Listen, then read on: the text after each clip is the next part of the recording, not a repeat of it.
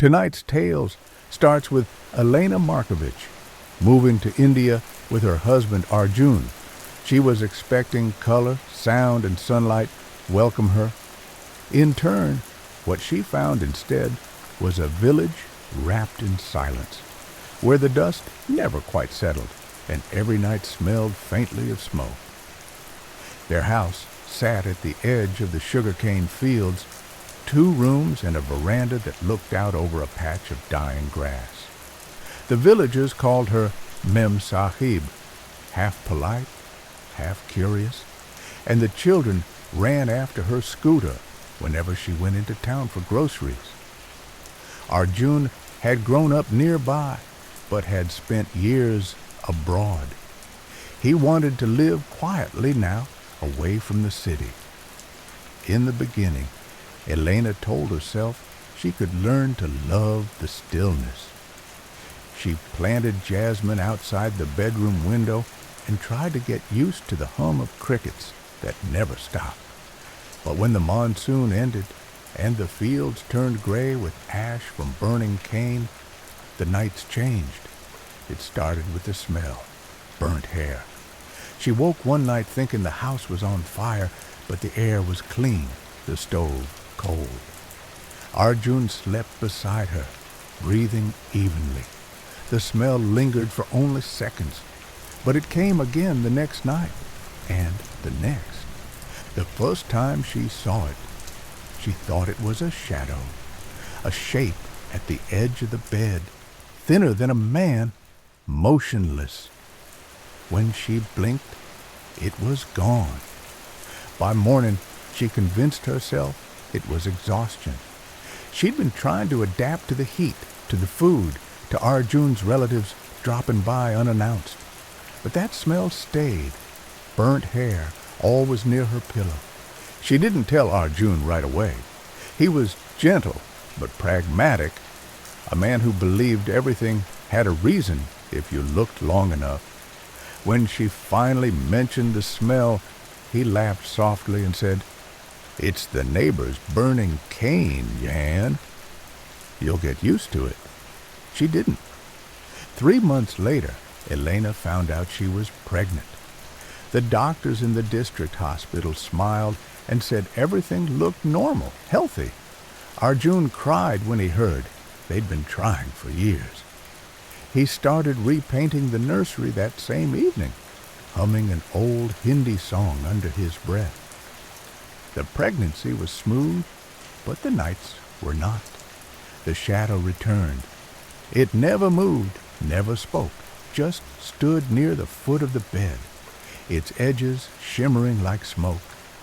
Some nights she'd wake to find it closer, almost leaning over her, and always, always that burnt smell. She began keeping the lights on. Arjun protested, half asleep, but she refused to turn them off. When he left for work, she locked every door and window. Once, she found ashes on the floor near her side of the bed. She cleaned them before Arjun could see. After the baby came, everything went quiet. For a few months, she thought it was over. They named him Ishan after the morning sun. He was perfect, small, calm, hardly cried. The villagers adored him. Old women touched his forehead and whispered blessings. But when Ishan turned 2, he still hadn't spoken a word. Not even Mama. The doctor said some children just take longer, that she shouldn't worry. Still, Elena worried. She worried when she found him awake at 3 in the morning, standing in his crib, eyes fixed on a dark corner of the room. She worried when she saw faint bite marks on her arm one morning, though she couldn't remember how they'd appeared. And she worried most when the smell returned. Burnt hair, always at night. She started dreaming of a figure made of ash, sitting beside her bed. In the dreams, it reached out and touched her belly, whispering something she couldn't understand. When she woke, her skin was cold, the bed sheet damp. she told Arjun.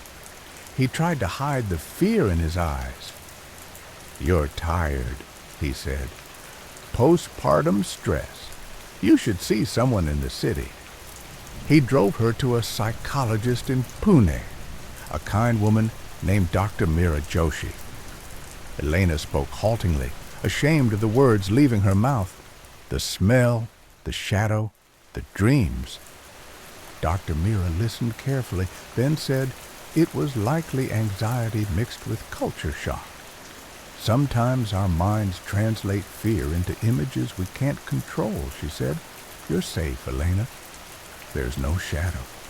Elena nodded, though she didn't believe it. One humid night, Elena woke, gasping. She couldn't move. Something pressed on her chest, heavy, suffocating.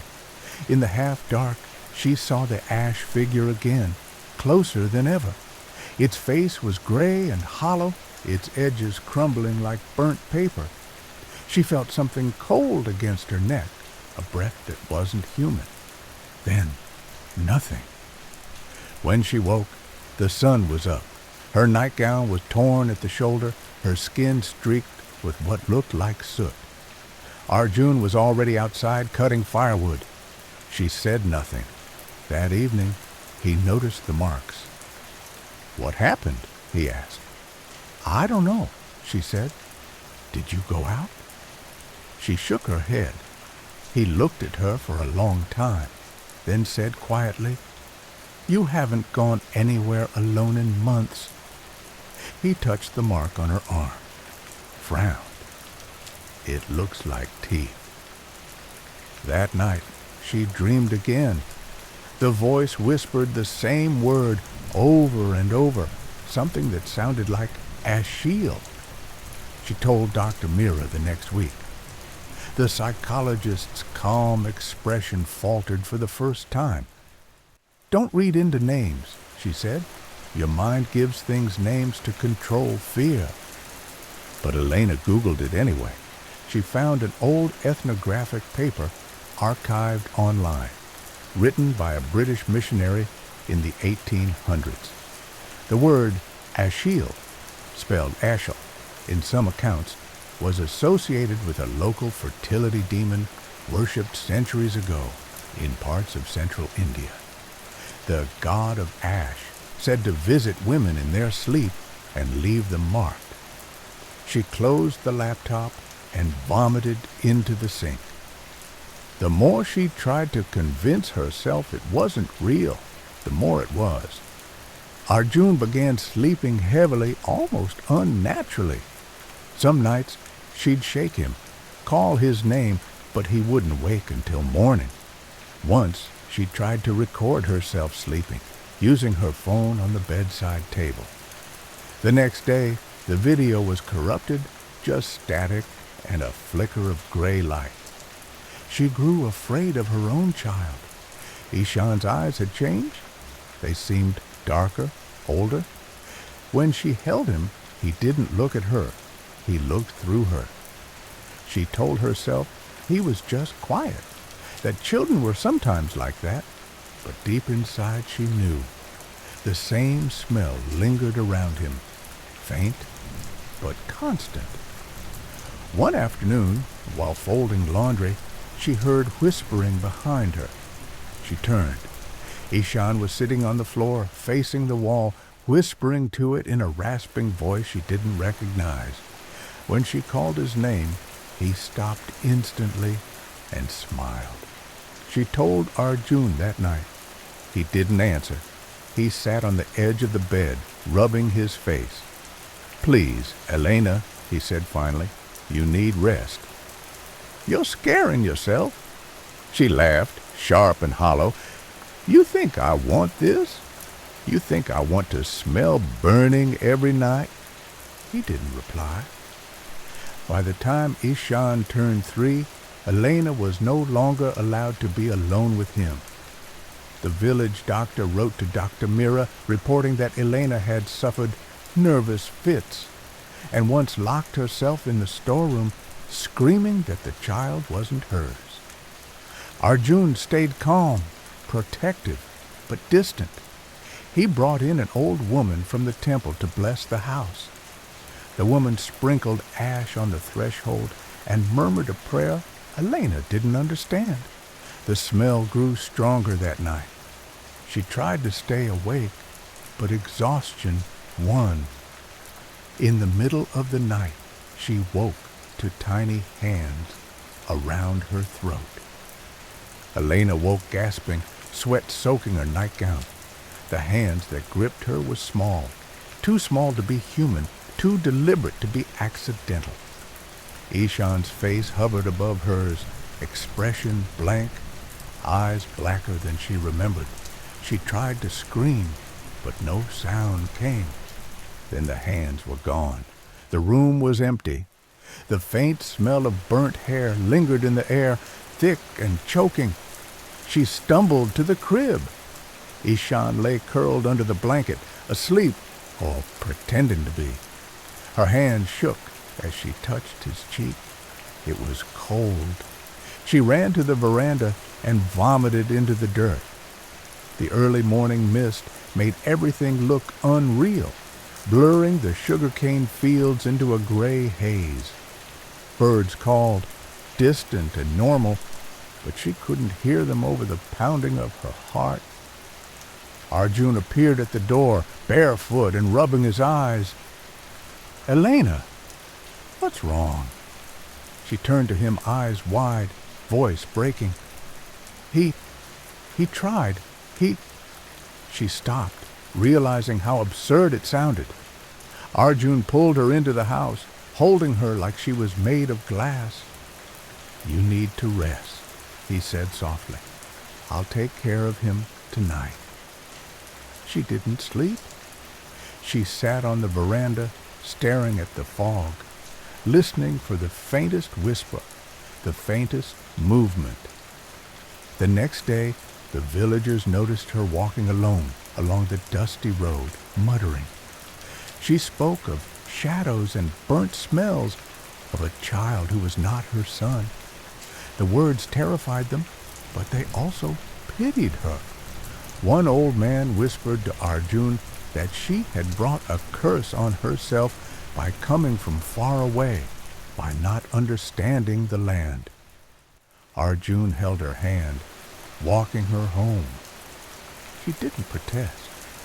She was too tired to fight. Dr. Mira increased the frequency of sessions, but Elena began speaking in fragmented sentences, her mind slipping faster than anyone could track. "He watches in the dark," she told the psychologist. I can't breathe when he's near." During one session, Elena pressed her hands into her eyes and whispered, "The smell, it's in him. The boy, he is him."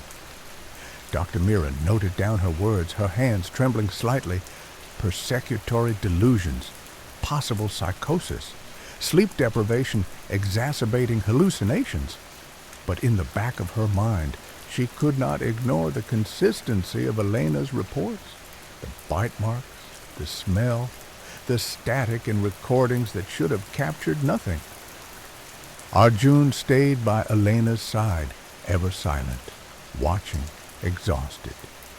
He had started sleeping lightly, always listening for sounds in the night, always checking Ishan. By the time Ishan's third birthday came, Elena could no longer distinguish between dream and waking. She saw the ash figure constantly now at the edge of her vision. Some nights it lay beside her in bed, its hollow face near hers, its body crumbling into smoke and ash when she blinked. Sometimes she felt it, weightless, impossible, inside her own skin. The villagers started noticing Elena's erratic behavior. She walked barefoot in the fields at midnight, chanting words no one understood. She screamed at shadows. She refused to eat, insisting that he would take the nourishment otherwise. One night, in a brief moment of clarity, she realized she had been holding Ishan too tightly, whispering that she had to protect him.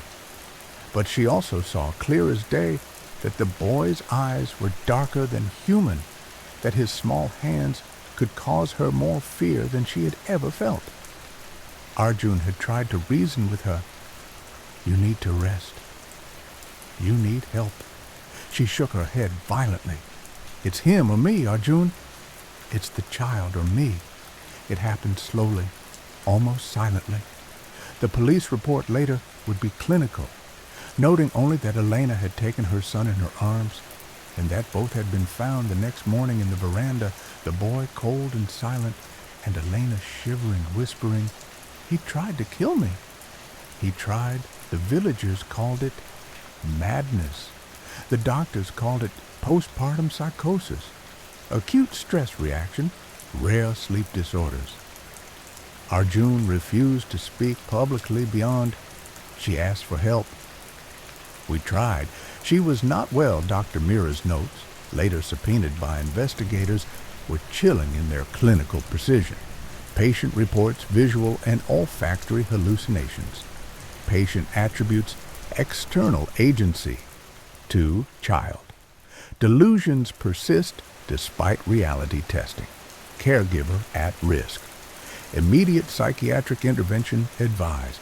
Yet even with the analysis, even with the hospitalizations, something about the description of ash, of smell, of the boy's eyes haunted the village.